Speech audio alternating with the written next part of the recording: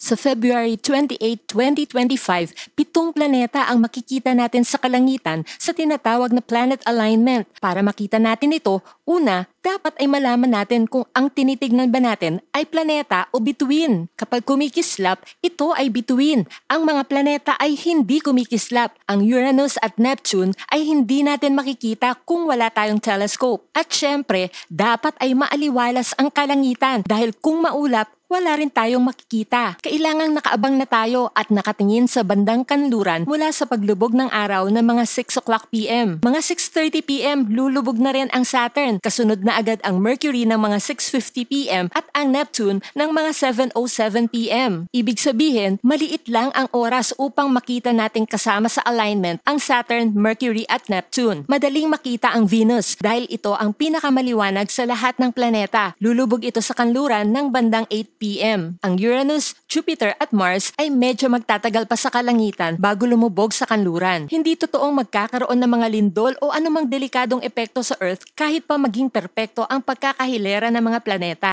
Makikita ang alignment ng 7 planeta hanggang sa unang linggo ng Marso. Hindi na natin uli ito makikita sa ating lifetime dahil sa May 19, 2161 na uli ito mangyayari.